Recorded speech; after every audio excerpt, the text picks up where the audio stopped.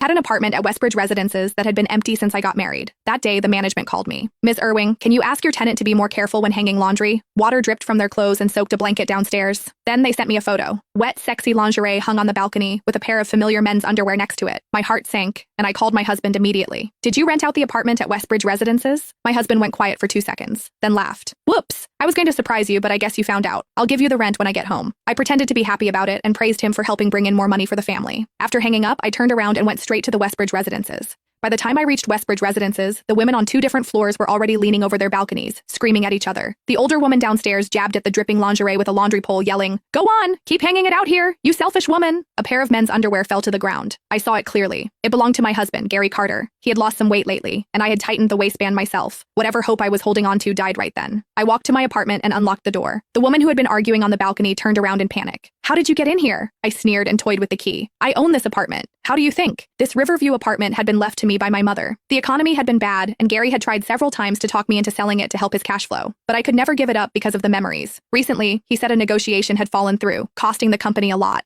Seeing him come home late every day made my heart ache, so I started thinking about selling. I never expected him to surprise me like this. The woman forced a smile. "Oh dear, it's you, Wendy. I'm Quinn Lawson, Gary's cousin. I've been looking for a job, so I've been staying here." I stepped inside and could hardly breathe. Almost every trace of my mother had been wiped away. Expensive bags, clothes, and makeup lay everywhere. His cousin? Ridiculous. Gary's mother had no relatives. Besides, a young woman looking for work couldn't afford all these luxury goods. When she noticed me staring, she hurriedly cleaned up. "My boyfriend bought these. I told him not to, but he insisted." I raised my brows. "Oh, if your boyfriend is that rich, why don't you move in with him?" "What rent?" Quinn blurted. She immediately tried to fix it. "Even if we're relatives, I can't owe Gary rent. Even families should be clear about finances." I pretended not to notice and stood up. "Since you paid rent, you can stay. Add me on Facebook." After adding her, I left. But I came back soon after. I could hear Quinn's sickly sweet voice through the door. "Honey, hurry home. Your sorry excuse of a wife came over to harass me." When I got home, I immediately went through Quinn's social media. 3 posts stood out. In the first, she wore an emerald bracelet. The caption read, "Guess how much this is worth." I recognized it as the bracelet Gary's mother wore. In his family, that bracelet was meant for the daughter-in-law. Gary had said he couldn't find it. He had given it to his mistress. In the second photo, Quinn wore a bikini beside a pool at a luxury hotel. I knew the hand-spreading sunscreen on her back belonged to Gary. His little finger was different due to a childhood injury. The date was our wedding anniversary. He had told me he had an emergency business trip. I had begged him to stay, but he said I was immature. In the third post, she showed off luxury goods from a trip to Golland. The camera swept past a credit card with the same last digits as Gary's card. Those goods were worth at least $200,000. All I got on the holiday was a $20 movie ticket. Anger surged inside me. I was angry at myself for being so blind. I sent all the evidence to my classmate Zach White, a top divorce lawyer. After reading it, Zach was furious. "Gary is despicable. Don't worry. I'll make him spit out every last thing he took from you." Just after I took 2 sips of water, Gary called. "I need to work overtime at the factory. I won't be home tonight. By the way, my cousin said you met her. I'll transfer the rent she gave me to you."